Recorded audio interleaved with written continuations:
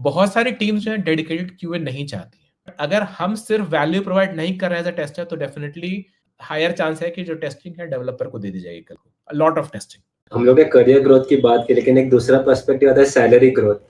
तो salary growth भी फिर उतनी प्रोपोर्शनल होती है आफ्टर 15 इयर्स ऑफ एक्सपीरियंस के बाद भी? आप रेंज ऑफ सैलरी बता सकते हो क्या कि 15 इयर्स ऑफ एक्सपीरियंस जिनको है उनको ये रेंज ऑफ सैलरी मिल सकती है? अभी के टाइम में सेलेनियम और प्लेराइट जो है सबसे ज्यादा रिकमेंडेड मेरे हिसाब से। तो आपको क्या लगा करंट जॉब मार्केट कैसा है? मतलब ओपनिंग्स है कि कंपैरेटिवली कम ओपनिंग्स है अभी टेस्टर के लिए? आप कुछ ऑटोमेशन ही कर रहे हो, लेकिन आप कुछ नया नहीं सीख रहे हो रेगुलरली, तो धीरे धीरे क्या होता है, आप वहां पे इंपॉर्टेंट हो गए जहां पे आप काम कर रहे हो, बट मार्केट में आपकी डिमांड कम हो सकती है। कंपनी हायर करती है ऑटोमेशन रोल के लिए, बट एट द एंड जब कैंडिडेट ज्वाइन करता है तो उनको मैनुअल टेस्टिंग का काम दिया जाता है। तो आपके हिसाब से ये सिचुएशन को कैसे हैंडल किया जा सकता है? टेस्टिंग आप करते हो ताकि आप कुछ इन्फॉर्मेशन अनकवर कर सको, aim to be in the top 5% या टॉप 10% उस तरह का, तो अपॉर्चुनिटीज आपके पास रहती हैं। आपको हर दिन नया टूल सीखने की जरूरत नहीं है।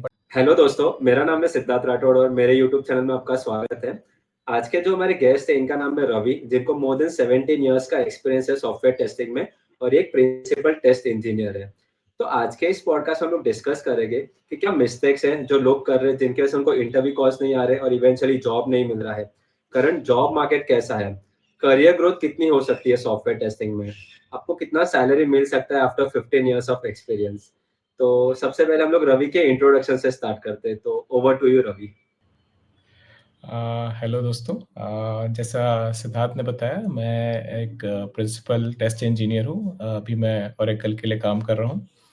मेरा टोटल 17 साल का एक्सपीरियंस है, जिसमें मैंने करियर की शुरुआत अपनी की थी 2007 में इन्फोसिस में, जहाँ टेस्टिंग की बारीकी सीखी, थोड़ा ऑटोमेशन का एक्सपोजर मिला और 5 साल लगभग वहाँ स्पेंड किया। थोड़ा फिर 2 साल के लगभग टीसीएस में थोड़ा टाइम स्पेंड किया, वहाँ पे थोड़ा एक्सपीरियंस लिया डोमेन का और टेक्नोलॉजीज का। उसके बाद फिर एक्सप्लियो ग्रुप करके कंपनी थी, उसमें मैं मेरा 5 साल था, तो वो कम्प्लीटली सॉफ्टवेयर टेस्टिंग में डेडिकेटेड थी। तो वहाँ मतलब उसके पहले में ज़्यादातर काम मैंने क्यूटीपी वगैरह पे किया था, तो वहाँ से सेलेनियम का एक्सपोजर मिला, वहाँ से थोड़ा सीखना शुरू किया। फिर मुझे माइक्रोसॉफ्ट में काम करने का मौका मिला, लगभग 5 साल वहाँ पे काम किया, फिर अभी यहाँ पर हूँ। तो अलग-अलग रोल प्ले किए हैं, इंडिविजुअल कंट्रीब्यूटर से लेकर टीम मैनेजर, अलग-अलग टेक्नोलॉजीज, जो भी एक्सपोजर मिला, अपॉर्चुनिटी मिली, एक्सप्लोर किया। तो यही मेरा अभी तक का करियर रहा है और ट्राइंग टू लर्न, ज़्यादा से ज़्यादा सीख सकूँ, वही अटेम्प्ट है उसी का। रवि, आपने जैसे बोला कि आपने माइक्रोसॉफ्ट में भी काम किया है, तो आप ये बता सकते हो कि आपका एक्सपीरियंस कैसा था जब आप माइक्रोसॉफ्ट में काम कर रहे थे तभी? मतलब माइक्रोसॉफ्ट में इंटरव्यू एक्सपीरियंस बहुत अच्छा था, क्योंकि थोड़ा डिफरेंट था। मतलब इंटरव्यू जैसे अगर अलग-अलग कंपनीज का जैसा मेरा एक्सपीरियंस है उसके हिसाब से, क्योंकि मैंने ऑब्जर्व किया कि उनका फोकस ज़्यादा था कि आप क्या जानते हो और क्या बजाय कि आप क्या नहीं जानते हो। तो उस पे फोकस ज़्यादा था ताकि आप अपना स्ट्रेंथ दिखा सको उसके हिसाब से। फिर जब मैंने वहाँ काम किया तो अलग-अलग चीज़ें सीखने को मौका मिला। मैंने पहली बार परफॉर्मेंस टेस्टिंग का में काम किया वहाँ पे, तो 2-3 साल काम किया, काफ़ी कुछ लर्न करने को मिला। प्रोडक्ट टेस्टिंग हो गया, ये सब थोड़ा-सा एक्सपोज़र डिफरेंट था कंपेयर टू, क्योंकि इसके पहले मैं ज़्यादा सर्विस साइड में काम कर रहा था। छोटे-छोटे प्रोजेक्ट्स ज़्यादा थे वहाँ पे, छोटे-छोटे मतलब आप 3 महीने, 6 महीने के लिए काम करते थे एक चीज़ में, उसके फिर आप दूसरी चीज़ में मूव कर जाते थे। लोग हेल्पफुल थे, अगेन ऐसा नहीं कहूँगा कि वहीं पे लोग हेल्पफुल थे या फिर बाकी जगह नहीं थे, बट मतलब थोड़ा डिफरेंट था कंपेयर टू कि कैसे वर्किंग स्टाइल कैसे था। आप इसके पहले जहाँ तक काम किया था तो आपका एक प्रोजेक्ट मैनेजर होता था, उसके अंडर आप उसी को रिपोर्ट करते थे। बट यहाँ प्रोजेक्ट मैनेजर अलग हुआ करता था। आप जहाँ पे काम कर रहे हो वहाँ पे आप एज़ अ डिलीवर कर रहे हो, एज़ अ इंडिविजुअल कंट्रीब्यूटर काम करते थे। वो सब तो थोड़ा एक्सपीरियंस उस हिसाब से डिफरेंट था। आई थिंक वो ओरेकल में भी काफ़ी हद तक ट्रू है। प्लस आई थिंक ये भी फोकस था कि पहले एक अलग टेस्टिंग टीम ज़्यादा होती थी, वो जो इंडिपेंडेंट काम करती थी, जो बाकी टीम में मतलब जो एक्सपीरियंस था मेरा। बट यहाँ पे आप आपका एक आपको एक्सपेक्टेड था कि आप थोड़ा-सा डेवलपमेंट एक्टिविटीज़ में भी कंट्रीब्यूट कर रहे हो। अ, अगेन सबसे या हर समय एक्सपीरियंस नहीं था, बट ग्रेजुअली ऐसा था कि उनका मॉडल था वन इंजीनियर की तरफ मूव करने का, तो आप एज़ सिंगल इंडिविजुअल आप थोड़ी डेवलपमेंट भी कर रहे हो, थोड़ी टेस्टिंग भी कर रहे हो। आपकी एक्सपर्टीज़ डेफिनिटली मैटर करती थी, बट अटेम्प्ट वो करते थे कि आप दोनों चीज़ों में थोड़ा-थोड़ा स्किल दिखा सको डेफिनिटली। तो वो सब चीज़ें थोड़ा डिफरेंट लगा मुझे। अरे ठीक है, बहुत लोगों की ड्रीम कंपनी होती है ना, बहुत लोगों को ऐसा रहता है कि मुझे माइक्रोसॉफ्ट में जाना है, तो उसका वर्क कल्चर कैसा है वो समझना भी बहुत हाँ, इंपॉर्टेंट हाँ। हो जाता है। Definitely. I think dream company जो है वो कभी-कभार मिसलीडिंग हो जाता है।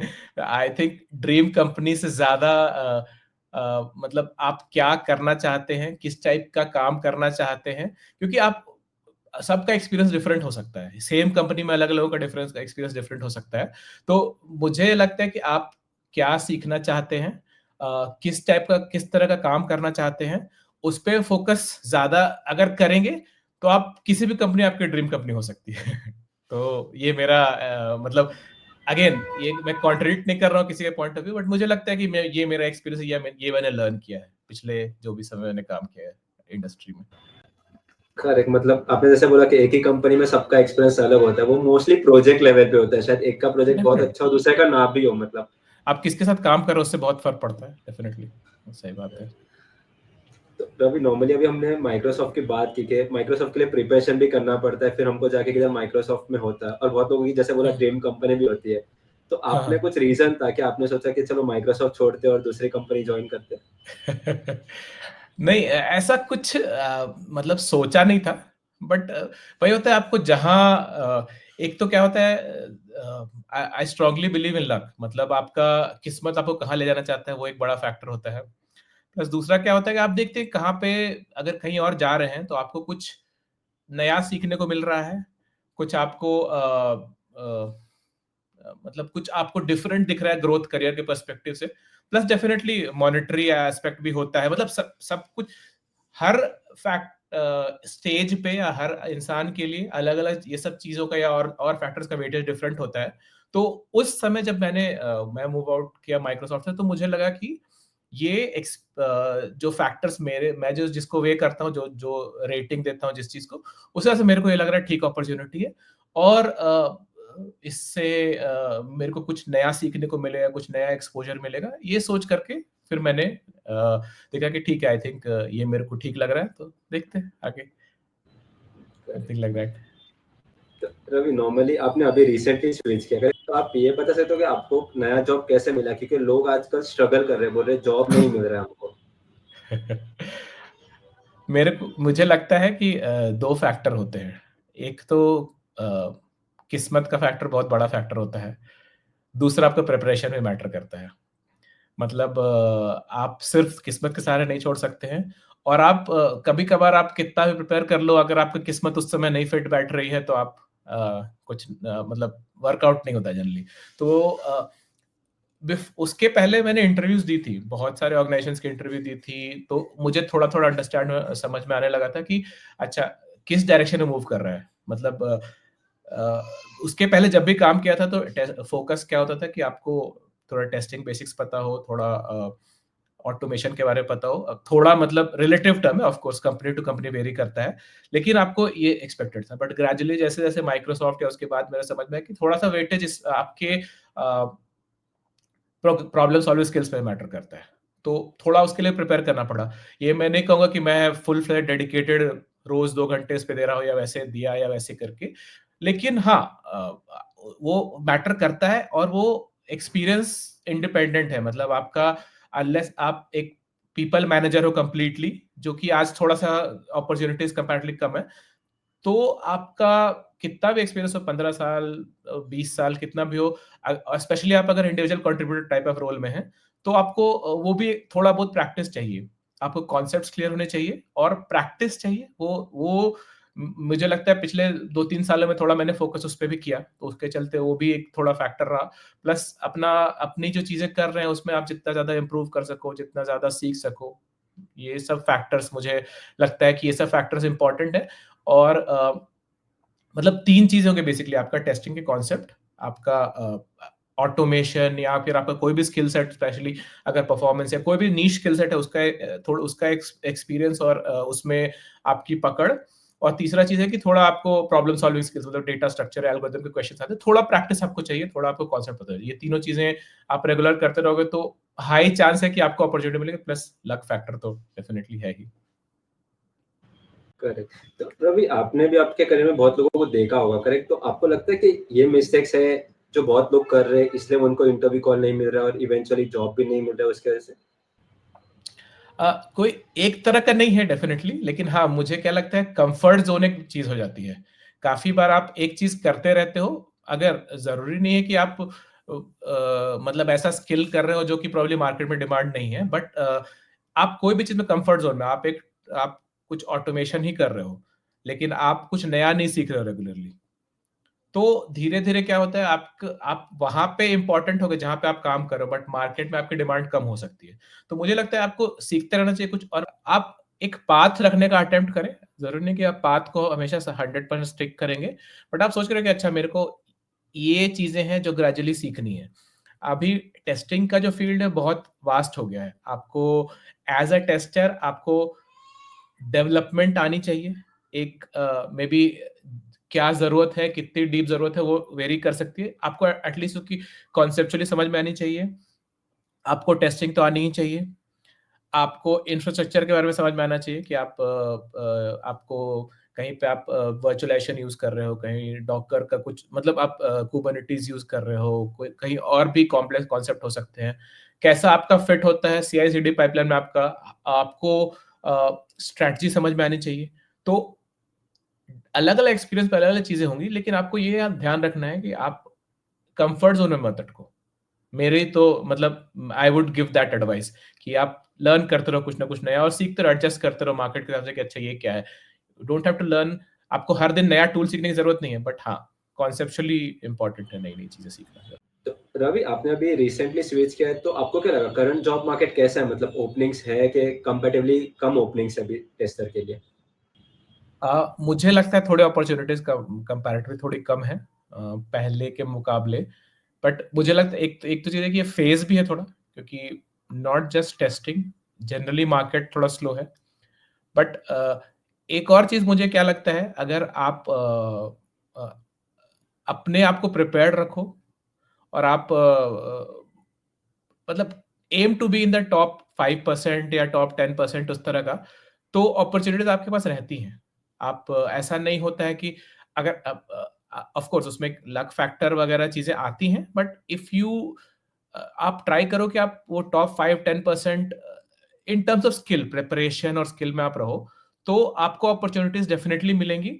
आपको कन्वर्ट करना अलग बात है, मतलब कन्वर्ट करने के लिए बहुत सारे फैक्टर आ जाते हैं, क्योंकि आप किस आपका इंटरव्यू डेफिनेटली इंटरव्यूअर पे डिपेंड करता है बहुत। आप एक तरीके से एक जगह आंसर दोगे, वो शायद एक्सेप्टेबल हो, दूसरी जगह एक्सेप्टेबल नहीं हो, बट आपकी प्रिपरेशन रहेगी तो अपॉर्चुनिटी मिलती है। हाँ, ओवरऑल मार्केट डेफिनेटली थोड़ा सा स्लो है, और अभी भी जैसे एक्सपेक्टेशन है कि थोड़ा और कुछ दिन और स्लो रह सकता है। बट हाँ, अब उसके चलते आपको प्रिपरेशन अपनी कम नहीं होने देनी है, तैयारी रखनी है रेगुलर, वही है। अभी आपने अभी अपस्किलिंग की बात की, तो नॉर्मली हम लोग टेस्टिंग में बात करते हैं तो ऑटोमेशन की भी बात आती है। हाँ। तो आजकल तो इतने सारे ऑटोमेशन टूल्स है, तो अगर कोई नया बंदा है जिसको ऑटोमेशन सीखना है, तो वो कैसे डिसाइड कर सकता है कि कौन से टूल से मैं स्टार्ट करूँ सीखना ऑटोमेशन? मेरा एडवाइस थोड़ा डिफरेंट होगा। मैं टूल पहले रिकमेंड नहीं करूंगा। मैं पहले रिकमेंड करूंगा एक लैंग्वेज पिकअप करो। पाइथन, जावा, जो भी आपको लगता है, प्रेफरेबली ऐसा कुछ जो आपके यहाँ काम हो रहा है। मतलब जरूरी नहीं कि आप, अगर आपकी डेवलपमेंट टीम सी शार्प पे काम करे या जावा पे काम करे, वही पिकअप करो, लेकिन आप वो पिकअप कर सकते हो। प्रोबेबिलिटी आपको सीखने के लिए, या फिर आप कुछ कुछ आपको यूटिलिटी बनानी है, उससे स्टार्ट करना है, उस तरह की चीजें, तो आप ज्यादा रिलेट कर सकते हो। बट ऑफ कोर्स अपना इंटरेस्ट पहले देखो। पहले एक लैंग्वेज पिकअप करो, उसमें बेस अंडरस्टैंडिंग बनाओ। उसके बाद कोई टूल पिकअप करो। अभी अभी के टाइम में सेलेनियम और प्लेराइट जो है सबसे ज्यादा रिकमेंडेड है मेरे हिसाब से। सेलेनियम इसलिए क्योंकि सेलेनियम का बहुत बड़ा इकोसिस्टम है। सेलेनियम में मतलब इतनी सारी चीजें उसके साथ इंटीग्रेट करके बनी हुई है कि आप, मतलब कुछ भी आप करना चाहो, आपका सोल्यूशन है उसके पास। प्लेराइट क्यों? क्योंकि प्लेराइट इज मैं कह सकता हूँ एक थोड़ा मॉडर्न, थोड़ा-सा एडवांस्ड है। एडवांस भी नहीं कहेंगे, एक्चुअली कहना चाहूँगा।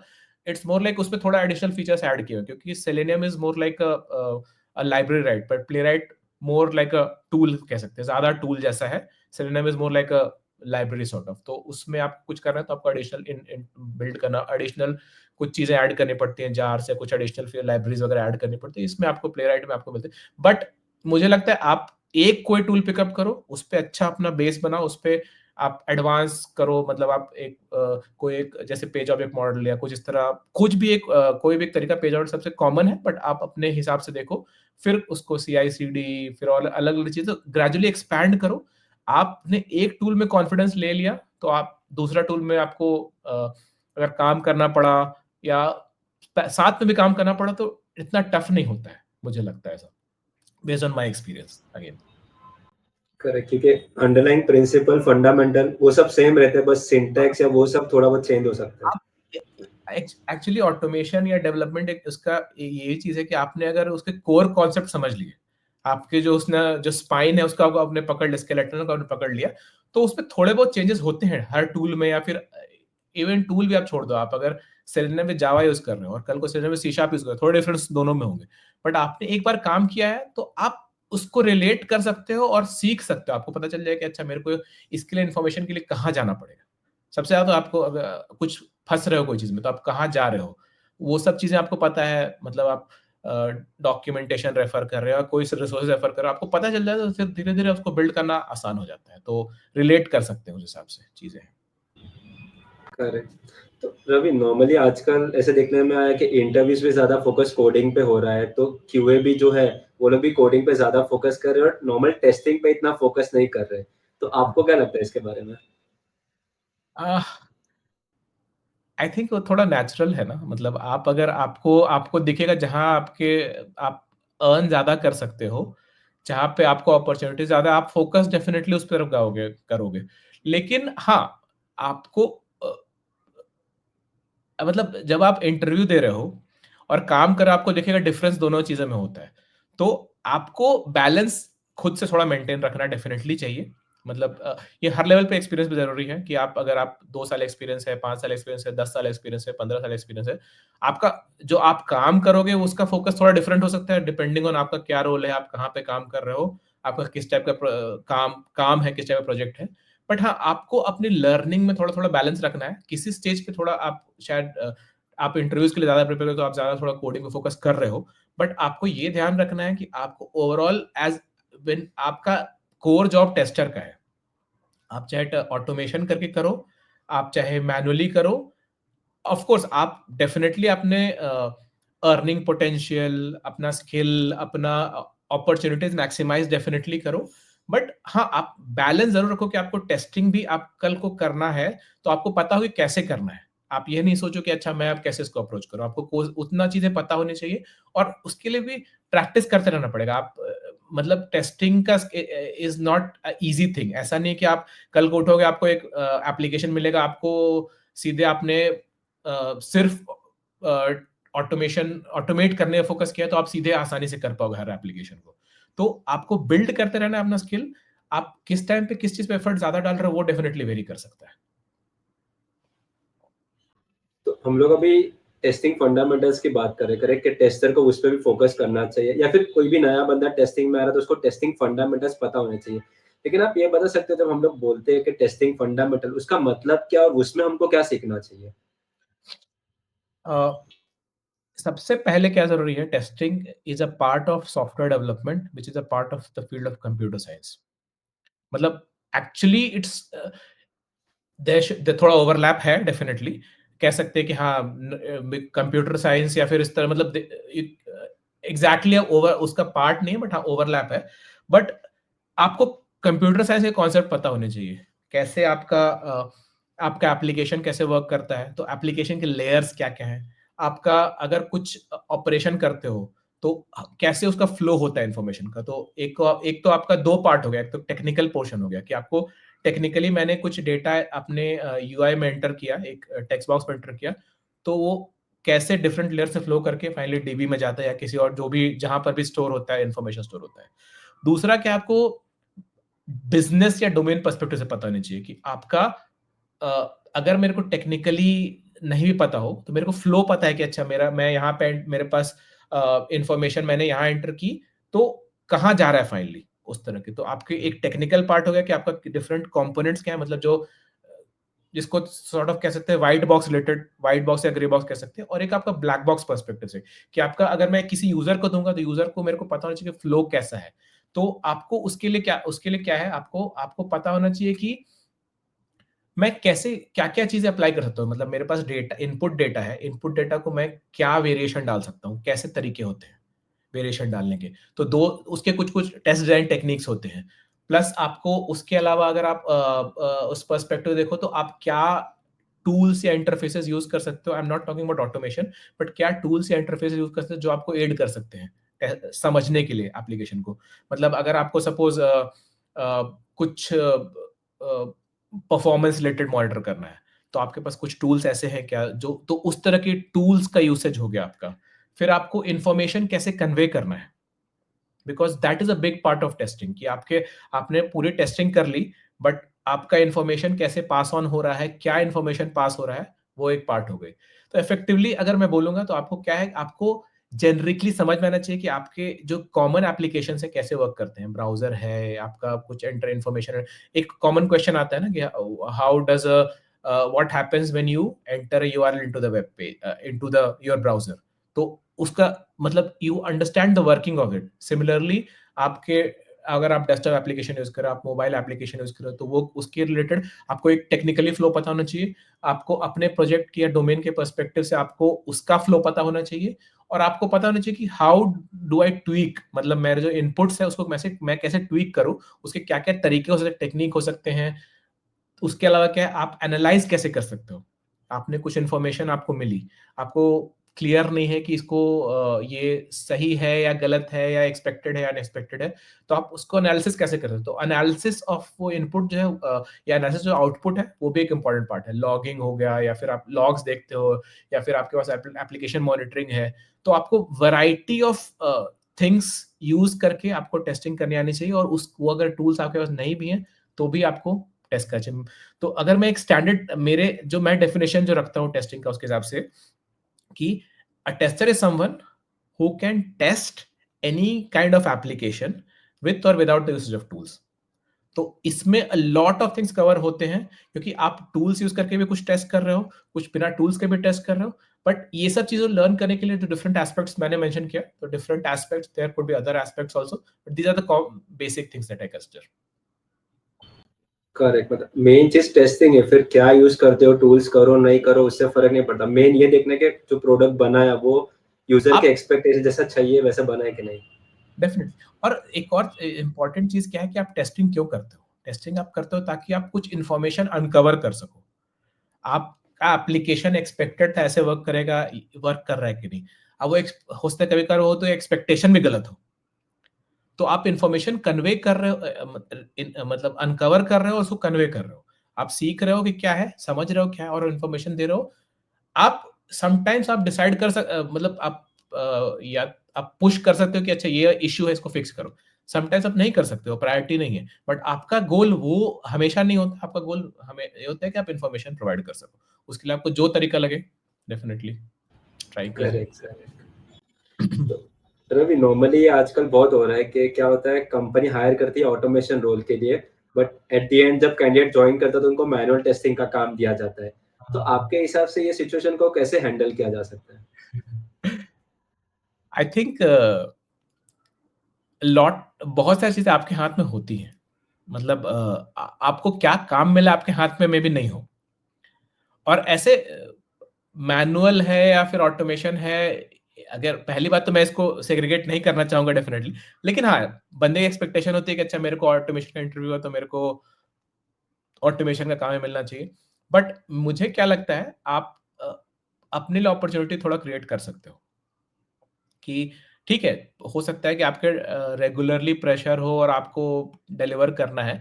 बट आप देखो उसमें से आप कुछ ऐसा अपॉर्चुनिटी है क्या आपके पास कि आप किसी चीज को जो ज़्यादा टाइम लगता है या कोई जरूरी नहीं है कि वो it is just UI related thing या जो आप एप्लीकेशन टेस्ट कर रहे हो। बट आप कुछ रिपोर्टिंग है या डेटा कलेक्शन है या कुछ डेटा क्रिएशन है, क्योंकि आपको जनरली टेस्टिंग में आपको बहुत वेरिएशन टेस्ट डेटा क्रिएट करना पड़ता है, टेस्ट एनवायरनमेंट सेटअप करना पड़ता है। तो देखो आपके पास कुछ अपॉर्चुनिटी है ऐसा कि कोई भी चीज को ऑटोमेट कर सको, क्योंकि आप अगर वो चीज करते हो ना तो वो भी आप वैल्यू प्रोवाइड कर रहे हो। डेफिनेटली आप मे बी आप जो standard definition of test automation है कि आप उसमें यूआई ऑटोमेशन, एपीआई ऑटोमेशन नहीं कर रहे हो, बट आप स्टार्ट सी कोई ऐसा पॉइंट फिगर आउट करो जहां पे आप कंट्रीब्यूट हो, जहां पे एफर्ट सेव कर सकते हो। और आप ये कर सकते हो उससे कि आप जो एफर्ट सेव किया है, देखो उस एफर्ट को क्या आप लगा सकते हो आप सीखने के लिए, या फिर कुछ आप एक आपने सपोज आपने टेस्ट डेटा जनरेशन जो कि 3 दिन लगता था, आप उसको ऑटोमेट करके आपने 1.5 डेज कर दिया। तो आपके पास 1.5 डेज अगर टाइम है, again of course team to team vary करता है, बट आपके पास अगर टाइम है तो शायद आप उसको यूज कर सको यूआई ऑटोमेशन के लिए, या शायद आप बैठ सको डेवलपर के साथ या टेस्ट ऑटोमेशन वाले बंदे के साथ, तो उसके साथ आप कुछ कंट्रीब्यूट कर सको। तो फिगर आउट करो कि आप टाइम कहाँ बचा सकते हो, पॉसिबिलिटी है तो। और उसके बाद देखो आप उसको एज एडिशनल स्किल लर्न कर सकते हो, नहीं कर सकते हो। अगेन सबके अपॉर्चुनिटी डिफरेंट होगी, सबके सिचुएशन डिफरेंट होंगे, बट डेफिनेटली आप ट्राई थोड़ा बहुत कर सकते हो। नहीं किया तो एटलीस्ट थोड़ा सेटिस्फैक्शन तो रहेगा, या नहीं आप नहीं मिला भी तो थोड़ा सेटिस्फैक्शन, तो मैंने कुछ तो सीखा है डेफिनेटली। तो थोड़ा बहुत अपने हाथ में डेफिनेटली होता है, बाकी अब आप ट्राई डेफिनेटली करो। करेक्ट। तो रवि, नॉर्मली आपको मोर देन 17 इयर्स का एक्सपीरियंस है एक सॉफ्टवेयर टेस्टिंग में, और आजकल फ्रेशर आ रहे हैं, उनको बहुत कुछ पता है जो हम लोग को ऐसा एक्सपीरियंस भी नहीं पता है आजकल। तो हम लोग क्या कर सकते हैं कि हम लोग इररिप्लेसेबल रहे, मतलब इजीली रिप्लेस नहीं हो जाए फ्रेशर से, और आपने क्या किया अपने 17 इयर्स ऑफ एक्सपीरियंस में ताकि आप इररिप्लेसेबल रह गए? I I cannot guarantee that I will be irreplaceable tomorrow. So वो हमारे कंट्रोल में नहीं है। First of all I think मेरे को फ्रेशर से या फ्रेशर को मेरे से कंपेयर नहीं करना चाहिए, नॉट बिकॉज मेरे को कुछ आता है उसको कुछ आता है या ऐसे नहीं है, बट हमारी सबकी जर्नी अलग रहती है। हमें जो आता था हमारे समय में हमारे हिसाब से आता था, उन्हें जो नए लोग हैं उनको इस समय के हिसाब से आता है। तो नो पॉइंट इन कंपेयरिंग। हाँ, आप ये देखिए कि जब एक्सपीरियंस अब बढ़ता है तो एक्सपेक्टेशन इज नॉट अबाउट कि आप क्या डिलीवर करते हो, बट आप क्या अनब्लॉक करते हो। अनब्लॉक करने के लिए आपको क्या चाहिए? अनब्लॉक करने के लिए आपको थोड़ा एक्सपीरियंस, आपको खुद अगेन लूप भी आ जाता है इस तरह। कुछ भी आपको रेगुलरली आप कुछ अनब्लॉक कर रहे हो, उसके लिए आपको थोड़ा एक्सपीरियंस चाहिए। आपने अगर उस चीज फेस की होगी तभी आपको, आपने प्रोडक्शन बग अगर फेस किया होगा, प्रोडक्शन बग का में उस साइकिल में पार्टिसिपेट किया होगा, तभी आप शायद इफेक्टिवली कंट्रीब्यूट कर सको।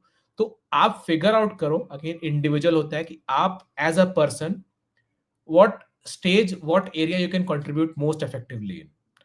वो हो सकता है टेक्निकल हो सकता है कि आपको आप सबसे बेस्ट पर्सन हो as a business person in your team हो सकता है वो हो सकता है कि आपको सबसे अच्छा टेस्टिंग करते हो as a tester compare to anyone else. आप हो सकता है कि सबसे अच्छा टूल सेटअप करते हो। तो आप फिगर आउट करो वो क्या है आपका, मतलब व्हेन आई से tool setup I am talking about infrastructure and all those things. मतलब आपका सपोज आपका आपके यहाँ फिजिकल वीएम्स है और आपको थोड़ा आपने पढ़ा है डॉकर के बारे में, कुबरनेटिस, देखो आप उसका स्कोप है क्या उसको इंप्लीमेंट करने का। तो आप फिगर आउट करो आपका कोर स्ट्रेंथ क्या है, double down on that. You important thing क्या है कि आप कोई as a single person no, कोई भी सब कुछ नहीं सीख सकता है या सब कुछ नहीं जान सकता है। सब कुछ का कोई डेफिनेशन भी नहीं है, सबसे बड़ी बात है। तो आप अपने कोर स्ट्रेंथ पे डबल डाउन करो, कोर स्ट्रेंथ को आइडेंटिफाई करो, उस पर डबल डाउन करो। उसको देखो आप कितना ज्यादा उसको एक्सपैंड कर सकते हो। आपका ग्रेजुअली जब एक्सपीरियंस बढ़ता है तो आपका impact across teams, across organization देखा जाता है। तो कितना इफेक्टिवली आपके जो स्किल सेट है उसमें आप कंट्रीब्यूट कर सकते हो। If U double that, if you focus on that, while छोटा मोटा चीजें आप फिक्स कर सकते हो, बट इस पे आप फोकस करोगे आगे ज्यादा, तो यू विल फाइंड दैट मोटा मोटी you will be irreplaceable. So that is what I would say. I mean, मोटा, you cannot again still guarantee anything because कल को ऑर्गेनाइजेशन का कुछ चेंज हो गया है, ये चेंज हो गया, बट हाँ आप प्रिपेयर्ड रहोगे डेफिनेटली कि अच्छा मैं दूसरी जगह जाऊंगा तो मैं क्या कर सकता हूँ। तो मेरे हिसाब से तो ऐसे। करेक्ट, मतलब आप बोल रहे हो कि एक एरिया ऑफ एक्सपर्टीज होना चाहिए कि अगर टीम में उसके रिलेटेड कुछ भी जरूरत हुई तो पहले नाम आना चाहिए कि जाके रवि को पूछते हैं पहले। टीम में होना चाहिए और आप एक्सपैंड करो, मतलब वो जो है आप बिल्ड करो उसके ऊपर डबल उसको, मतलब आप आपको आपका इम्पैक्ट आपके टीम में कल दिख रहा है, हो सकता है आपके कल यूनिट में पूरा दिखे। तो अगेन वो आपके हाथ में हमेशा नहीं होता है, but still put in that effort so that people identify अच्छा ये कुबरनेटिस है, टेस्टिंग में किसको कुबरनेटिस आता है, तो प्रॉब्ली इस बंदे को अप्रोच करो।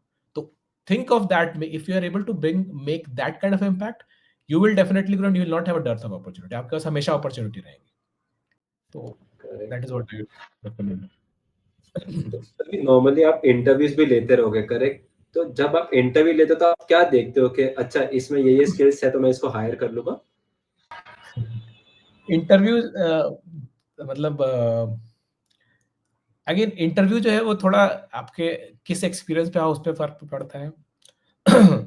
इंटरव्यू आपका क्या रिक्वायरमेंट है उससे फर्क पड़ता है, क्योंकि अगर मैं सिर्फ ऐसे बंदे का इंटरव्यू लेने वाला हूँ या ऐसी टीम के लेने वाला हूँ जहाँ पे सिर्फ मेरे को टेस्ट ऑटोमेशन काम करना है, तो मेरा इंटरव्यू स्किल तरीका अप्रोच डिफरेंट होगा। अगर मैं ऐसी टीम के लेने वाला जहाँ प्रॉब्ली मे बी उस बंदे को नहीं सिर्फ स्पेसिफिकली, बट मैं ऐसे ले रहा हूँ जिसको जहाँ पे टेस्टिंग का स्किल थोड़ा शॉर्टेज है, कोर स्किल शॉर्टेज है, तो वहां पे अप्रोच डिफरेंट होगा। I think it's combination of skill, आपको जो स्किल रिक्वायर्ड है वहां पे या फ्यूचर में एंटिसिपेटेड है, एक उसका पार्ट है, एक एटीट्यूड का पार्ट भी है कि आप टीम के साथ जेल करोगे क्या।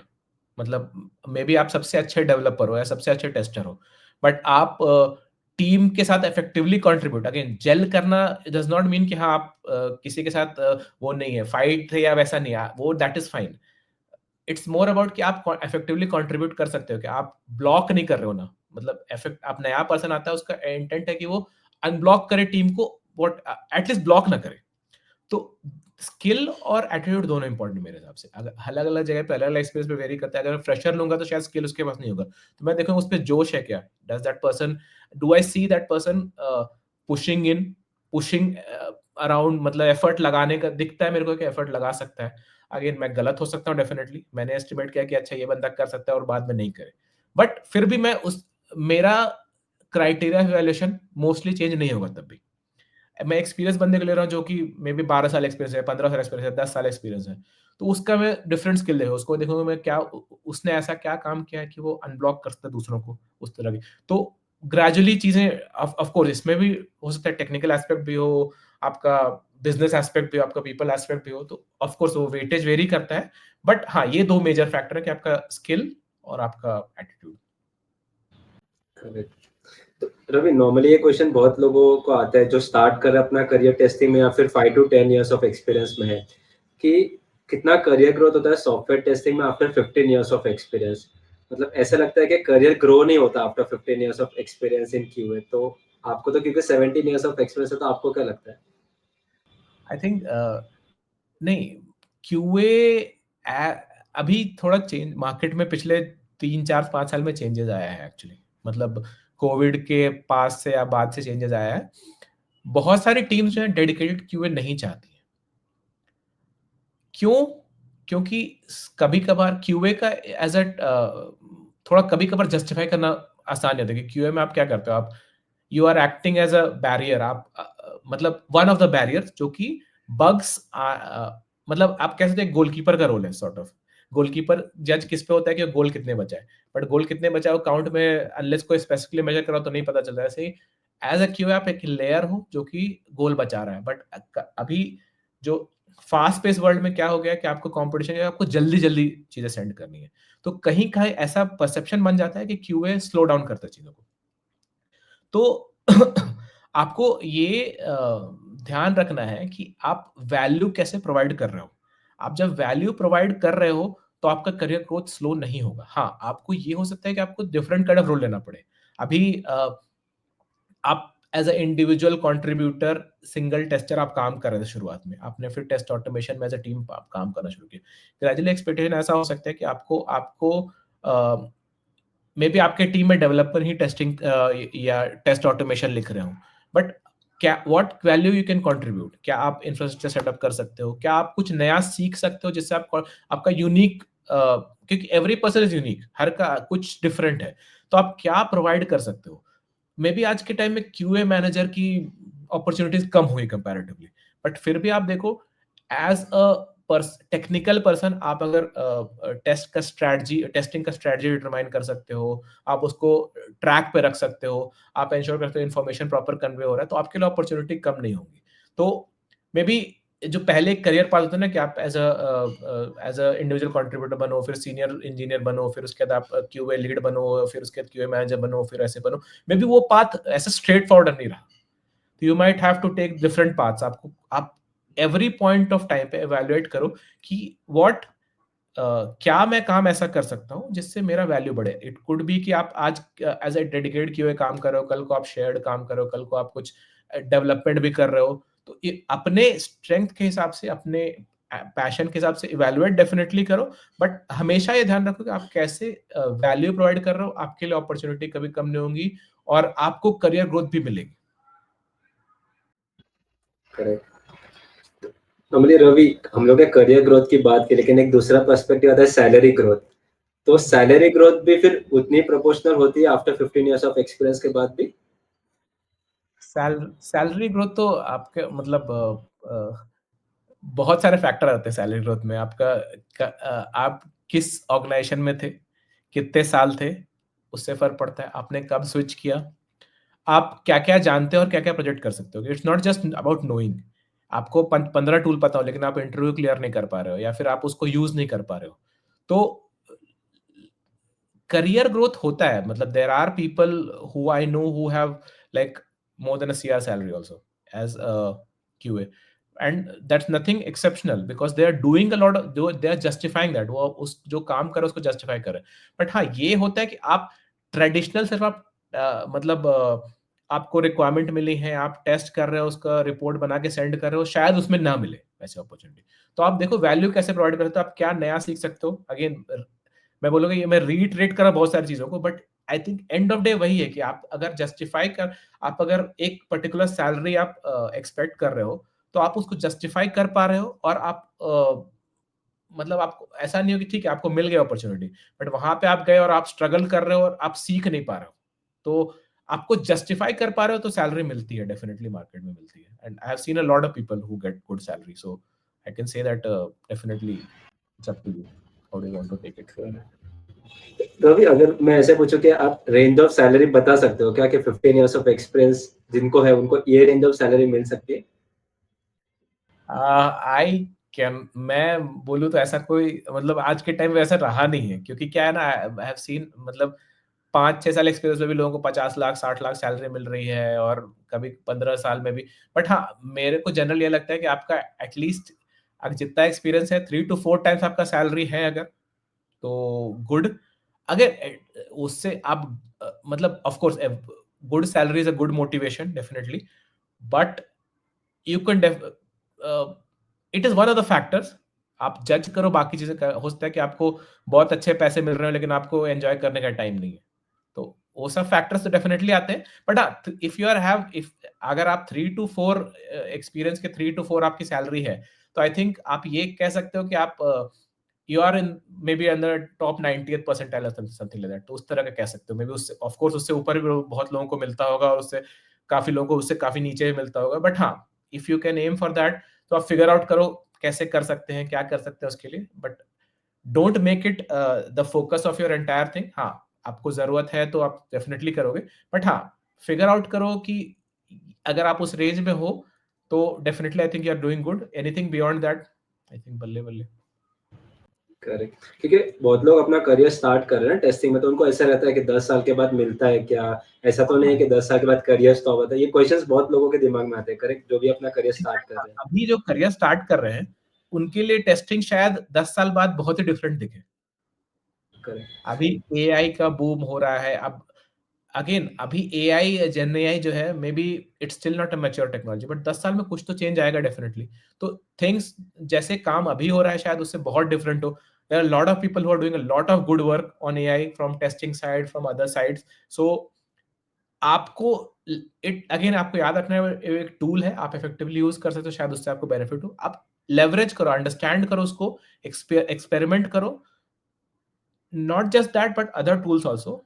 आपको समझ में आएगा। आपको बेसिकली आपको ये देखना है कि आप अपना यूनिक वैल्यू प्रोपोर्शन कैसे बना सकते हैं। आपका एमवीपी होता है ना, तो आप अपने आप को किसी पर्टिकुलर थिंग में एमवीपी कैसे बना सकते हो। It could be combination of things, but if you are able to do that, आप वैसा कर सकते हो। तो यू आपको सैलरी के बारे में वरी नहीं करना पड़ेगा, आपको ग्रोथ के बारे में वरी नहीं करना पड़ेगा, आपको एटलीस्ट ये करियर पर्सपेक्टिव से वरी नहीं करना पड़ेगा। तो focus on that, that is what मेरा रिकमेंडेशन है। तो रवि, आपको अराउंड 17 इयर्स का एक्सपीरियंस है, करेक्ट? तो हम लोग जब भी फ्रेशर होते हैं तो बहुत जोश होता है कि हमको सीखना है, करना है।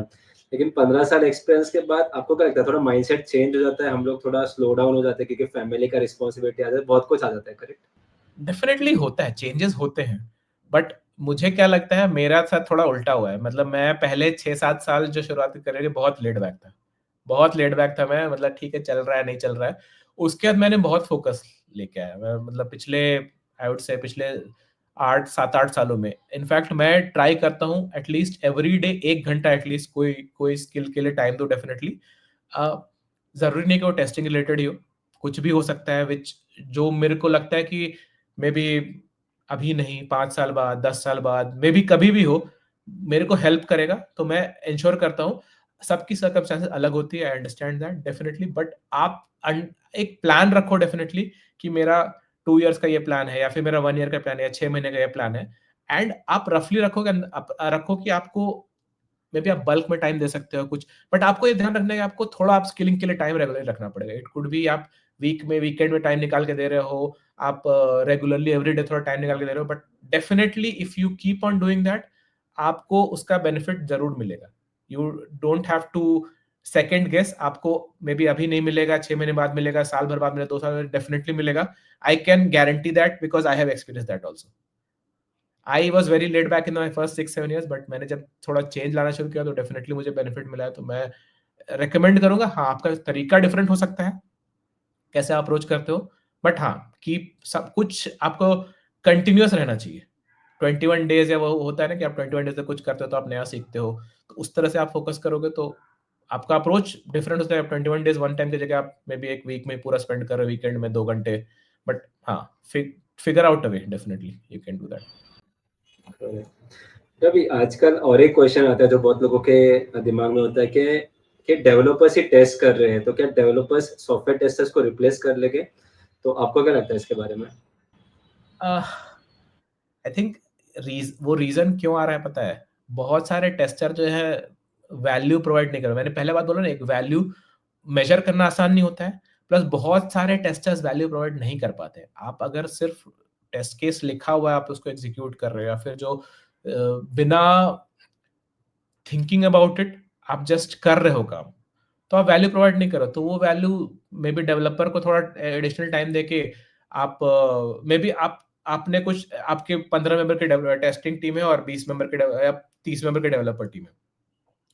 आप 15 मेंबर की टेस्टिंग टीम होने के बाद भी आपके इंपॉर्टेंट बग्स लीक हो रहे हैं सपोज, या फिर आप वैल्यू ऐसा प्रोवाइड नहीं कर पा रहे हो, तो वो लोग सोचेंगे ठीक है डेवलपर को थोड़ा टाइम देकर थोड़ा लीक भी हो तो क्या, हमारे पास कम लोग भी तो कम लग रहे हैं।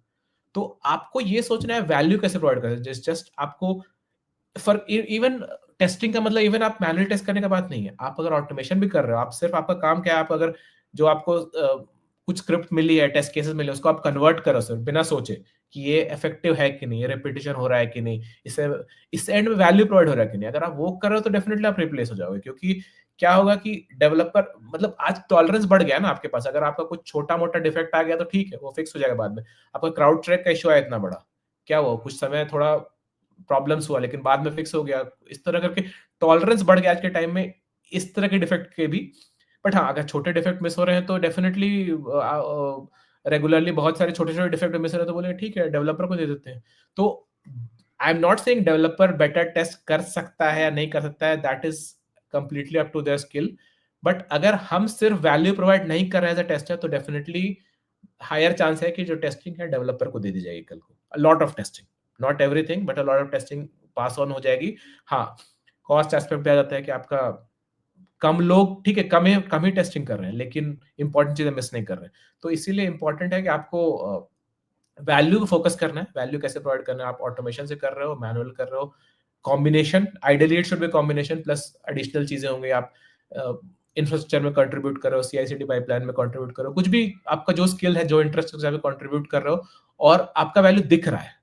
एक तो होता है प्रोवाइड करना और एक होता है दिखना भी, आपको इम्पैक्ट भी दिखा सकते हो आप कि हाँ ये चीजें की हैं, तो वो भी थोड़ा वोकल होना पड़ेगा, थोड़ा आपको एज अ टेस्टर डॉक्यूमेंट करना पड़ेगा, आपको एनालाइज करना पड़ेगा, आपको अपने जो आप रिपोर्ट करें उनको भी दिखाना पड़ेगा कि हाँ, ऐसे मैं वैल्यू प्रोवाइड कर रहा हूँ, ऐसे मैंने काम किया है, ये मैंने रिड्यूस किया है एफर्ट, ये किया है, वो किया है। तो उस तरह की चीज़ें आप प्रोजेक्ट भी करना इम्पोर्टेंट है और आपको डेफिनिटली करना भी इम्पोर्टेंट है। तो आप करोगे तो I you will always have a place, whether you are as a dedicated tester और you act as a specialist, कुछ भी हो। करेक्ट, मतलब आप अगर सिर्फ ऐसे बता रहे हो कि मैं सिर्फ ये टेस्ट केसेस एग्जीक्यूट कर रहा हूँ, या आपका काम इतना छोटा है कि कोई दूसरा कर सकता है, तो फिर नहीं, डेवलपर या कोई भी।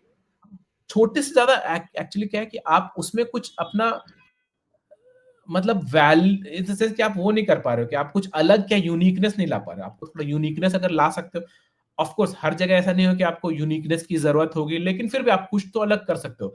जैसे मैं बोला कि आपको आपको ठीक है, आप फंक्शनल टेस्टिंग कर रहे हो, बट डेटा होता है क्रिएट करने में आपके पास एफर्ट बहुत लग रहा हो, तो आप उसको कर सकते हो। एनवायरनमेंट सेटअप में एफर्ट लग रहा है, वो हेल्प कर सकते हो। तो आप कुछ यूनिक करने का अटेम्प्ट कर रहे हो हर जगह पे, तो आपको डेफिनिटली आपकी वैल्यू रहेगी। नहीं, not just another person who is a part of the team, but someone who अपना यूनिक कुछ ला रहा है टीम में। वो चीज़ आप फोकस करना चाहिए डेफिनिटली। करेक्ट। तो रवि, आपको क्योंकि 17 इयर्स का एक्सपीरियंस है, तो अभी आपका नेक्स्ट करियर मूव क्या है? मतलब आप क्या देखते हो अपने आगे आने वाले करियर में? आह, आई आई मीन एक्चुअली उस हिसाब से मैं देखूँ तो I am open to a lot of things. मतलब I have not thought about in sense कि अच्छा मैं 5 साल बाद या 10 साल बाद क्या करना चाहता हूँ as a designation, as particular role एक पर्टिकुलर जगह पे। बट हाँ, मुझे ये लगता है कि मैं अ, टेक्निकली कंट्रीब्यूट करता रहूँ हमेशा, किसी भी रोल में रहूँ, फिलहाल मैं जैसे अगर राइट नाउ मेरा पोज़ीशन एक इंडिविजुअल कंट्रीब्यूटर का है, तो डेफिनिटली मैं लॉन्ग टर्म तक प्रेफ़र करूँगा इंडिविजुअल कंट्रीब्यूटर रोल, बिकॉज़ थोड़ा-सा फ्रीडम रहता है मेरे को कंपैरेटिवली।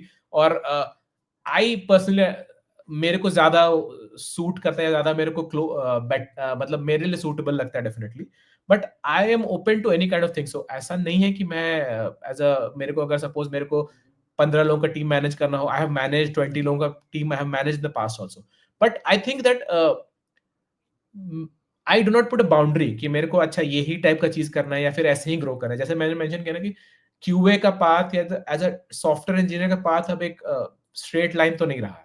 तो ज़िगज़ैग, तो if I have to take a alternate path to reach somewhere और whatever, I am ready to open. The important thing is कि मेरे को क्या है कि एनी पॉइंट ऑफ टाइम में मेरे को टेक्निकल टच रहना चाहिए। वो मेरे को पसंद है, तो इसीलिए मैं उस उसके अराउंड थोड़ा अपना career gradually every few years या few months, मतलब not necessarily that's a fixed timeline, but every few years या few months में मैं evaluate करता हूँ कि अच्छा am I still on that path, am I still learning, मैं technically अभी काम कर रहा हूँ क्या, नहीं है तो how can I get there and all those things। तो उस हिसाब से मैं अपना path डिटरमाइन करने का अटेम्प्ट करता हूँ। एंड ये जो अप्रोच है ये सबके लिए डिफरेंट हो सकता है।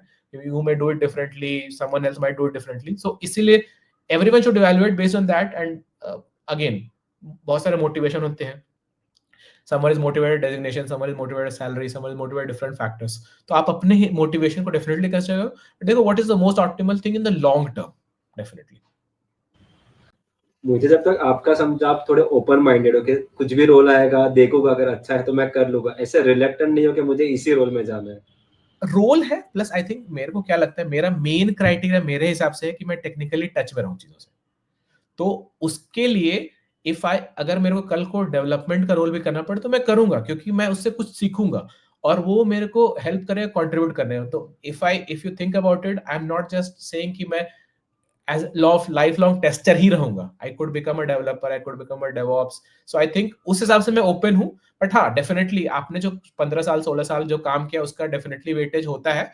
तो of course I am not expecting tomorrow कि दे विल टेल मी कि अच्छा ये आप ये उठा लो पूरा और कर लो। बट हाँ, if get an opportunity I am open to that. So that is what I think, I am open minded in that aspect. Technical touch में रहना मेरे लिए बहुत इंपॉर्टेंट है, तो वो है। रवि, आपने अपने 17 साल के करियर में कभी ये रिग्रेट किया है कि मुझे 17 साल किसी और के लिए, मतलब कंपनी के लिए काम करना पड़ा, वही 17 साल में खुद के लिए काम कर सकता था? आह, बहुत वेरी रेयरली, क्योंकि मेरे को क्या लगता है ना, मैं मतलब मैंने जो इवैल्यूएट किया अपने आप को एज रेगुलर ऐड करता हूँ, मुझे मुझे नहीं लगता कि मैं एज अ एंटरप्रेन्योर मतलब मैं उतना एफर्ट डालना चाहता हूँ, क्योंकि एंटरप्रेन्योरशिप इज क्या होता है, उसमें बहुत सारी चीजें आपको मैनेज करनी पड़ती हैं। आप अगर किसी ऑर्ग में काम कर रहे हो तो आपको एक पर्टिकुलर चीज पे काम करना पड़ता है, आप किसी चीज के रिस्पॉन्सिबल होते हो। बट एज एंटरप्रेन्योर आप हर चीज के लिए रिस्पॉन्सिबल होते हो अपने ऑर्ग में। आपको कोई भी छोड़ के कल चला गया, आपको वो शायद, आपकी छोटी टीम है तो आपको शायद वो करना पड़े। तो it requires a different skill set completely. Different people, lot of people enjoy it, lot of people think they will enjoy it, and then there are a lot of people, some people like me who think they will not enjoy it at all. I have not experienced it, so I do not know. This is just based on मेरे को क्या लगता है, but हो सकता है मैं करूँ, शायद एंजॉय भी करूँ, बट फिलहाल तो ऐसा कुछ सोचा नहीं कि हाँ, मतलब ऑफ कोर्स कभी कभार लगता है। आई हैव सीन, मतलब मेरे कुछ दोस्त हैं जिन्होंने एंटरप्रेन्योर, अच्छा मेरे को भी करना चाहिए था, बट जब मैंने थोड़ा सोच समझ के ठंडे दिमाग से सोचा तो मैं अलर्ट किया कि उनको जो स्ट्रगल करने पड़ रहे हैं वो मेरे को तो नहीं करने पड़े। तो उन्होंने जो किया है, जो मिला है उनको बेनिफिट, वो उसके लिए उसके लिए कुछ सैक्रिफाइस करने को तैयार थे, शायद मैं वो सैक्रिफाइस नहीं करना चाहता हूँ।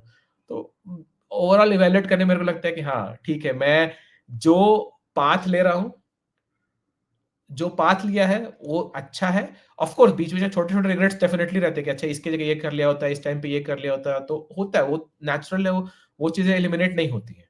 बट हाँ, व्हाटएवर आप मोटा-मोटी आप सैटिस्फाइड हो लाइफ से, तो I think it is good. Correct. क्योंकि हम लोग जब फ्रेशर थे, जब कंपनी कैंपस में जाते थे ना, तो देखते थे कि वड़ा पाव वाले हैं, तो हम लोग सोचते थे 3-4 दोस्त मिलके कि वड़ा पाव का ये खोल लेंगे, इसमें ज़्यादा कमाई है कंपेयर टू जॉब में। हर जगह का स्ट्रगल है, आप कुछ भी करते हो स्ट्रगल है, ऐसा नहीं है कि स्ट्रगल नहीं है। आपको अभी बहुत जगह पे चाय वाले हैं, उनमें भी लाखों कमाते हैं, लेकिन कितने सारे चाय वाले कमाते हैं उतना? तो वो एस्पेक्ट भी है। प्लस बहुत सारी चीज़ें कवर हो जाती हैं। आप अगर नौकरी कर रहे हो तो आपकी बहुत सारी चीज़ें, ग्रुप इंश्योरेंस है, ये है, वो है, कवर होती हैं। बट आपका इंटरेस्ट कहाँ है, डेफिनिटली आप कितना रिस्क ले सकते हो, किस सिचुएशन में लाइफ में, डेफिनिटली उस पर फ़र्क पड़ता है। बट हाँ, इवैल्यूएट करो। आपको लगता है कि मतलब जस्ट एवरीवन दैट आप वो रिस्क लेना चाहते हो तो डेफिनिटली ट्राई करो। Failure is a part of learning, right? अगर आप फेल भी करोगे तो you have something, you can go back and probably you can still try again. बहुत सारे लोग फर्स्ट टाइम में फेल होते हैं लेकिन उसके बाद करते हैं सक्सीड। तो इवैल्यूएट करो आपको क्या अच्छा लगता है, क्या आप करने को, क्या सैक्रिफाइस, क्योंकि entrepreneurship is about sacrificing some, you have to sacrifice a lot of things. तो आप अगर वो सैक्रिफाइस करने को तैयार हो तो डेफिनिटली गो अहेड। तो रवि, आप कुछ फाइनल एडवाइस देना चाहोगे जो भी लोग ये पॉडकास्ट देख रहे हैं उनको? मैं वही रिटरेट करूँगा, आप फ़ोकस करो क्या वैल्यू प्रोवाइड कर सकते हो। आपका वैल्यू प्रोवाइड करने का तरीका डिफरेंट हो सकता है क्योंकि सबके अलग-अलग स्किल होते हैं। आप आइडेंटिफ़ाई करो आपका क्या कोर स्ट्रेंथ है। आप हो सकता है कि आप पीपल मैनेज करने में अच्छे हो, आप बात करने में अच्छे हो, आप टेक्निकली अच्छे हो, क्या है? आप आइडेंटिफ़ाई करो, उस पे फ़ोकस ज़्यादा करो। Of course does not mean आप आपके डिफरेंट एक्सपीरियंस पे चीज़ें फ़र्क पड़ती हैं। आप अगर पहले 5 साल या 6 साल या 10 साल एक्सपीरियंस हो, टेक्निकल पे ज़्यादा फ़ोकस होगा कंपैरेटिवली। तो आपको एक स्टैंडर्ड मेंटेन डेफिनिटली करके रखना है। बट हाँ, अपना कोर फोकस जो है, आप अपना कोर स्किल जो है, आपका कोर स्ट्रेंथ है, उस पे डेफिनिटली ज़्यादा से ज़्यादा एफर्ट लगाओ। अंडरस्टैंड करो, नेटवर्क करो, जो जो भी रिक्वायर्ड है टू एक्सपैंड करने के लिए, उसको ग्रो करने के लिए। एंड हमेशा फोकस करो कि मैं अभी जो है, अ, मैं जो काम कर रहा हूँ उसमें मैं और वैल्यू क्या प्रोवाइड कर सकता हूँ। कुछ दूसरे तरीके से होते हैं, या फिर मैं काम में ही नहीं, आप ओवरऑल क्या, आप ऑर्ग में, आप यूनिट में, आप टीम में कुछ और वैल्यू प्रोवाइड कर सकते हो, तो फोकस उस पे करो। आपको करियर में एक तो क्या होगा, आपको अपॉर्चुनिटीज की कमी नहीं होगी।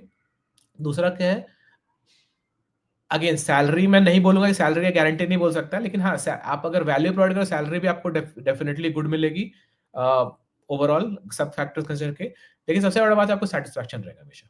Eight any point of time आप वैल्यू प्रोवाइड कर रहे हो तो आपको सेटिस्फैक्शन डेफिनेटली रहेगा। तो आई वुड से दीज तीन, focus on these three things definitely. Correct. So thank you so much Ravi, अपना टाइम देने के लिए, पॉडकास्ट के लिए। आपने बहुत कुछ इन्फॉर्मेशन शेयर किया। होप जो भी लोग ये पॉडकास्ट देखेगा उनको कुछ हेल्प मिलेगी। Definitely I hope so. I mean I think ये जो अपॉर्चुनिटी है, it's really thankful for that, because it the intent from my side definitely is not to say that कि अच्छा मैं बहुत ये जानता हूँ, वो जानता हूँ, तुम मुझसे सीखो ये। बट मेरा एक्सपीरियंस शेयर करना है। कुछ लोगों को किसी चीज से फायदा हो सकता है, मे बी कुछ कमेंट्स आए उससे मुझे फायदा हो तो मैं कुछ नया सीखूं, तो एंड ऑफ डे पे हम लोग म्यूचुअली बेनिफिट कर सके। हुएवर मैं किसी के साथ मैं डायरेक्टली इंटरेक्ट नहीं कर रहा हूँ, बट मे बी उसको वीडियो जाए, उसको कुछ इनपुट्स हो उसके कि अच्छा नहीं ये you have done this, probably इसको इस तरीके से कर सकते थे, ज्यादा बेटर कर सकते थे। Because end of the day आप सीखने के लिए आए हो, आप दुनिया में सीखने के लिए आए हो। आपको एक्सपीरियंस कोई बैरियर नहीं होना चाहिए, आपको कोई करियर पाथ कोई बैरियर नहीं होना चाहिए, आपका स्किल कोई बैरियर नहीं होना चाहिए। तो आप किसी से भी सीखने को रेडी रहना चाहिए, that is my point of view. तो अगर मैं किसी सीख सकता हूँ तो डेफिनेटली मेरे लिए अच्छा है, कोई मुझसे सीख सकता है या कोई मेरी गलतियों से सीख सकता है तो और बेटर है।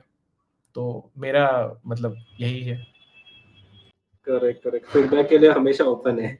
Definitely definitely. So thank you so much Ravi. Sure.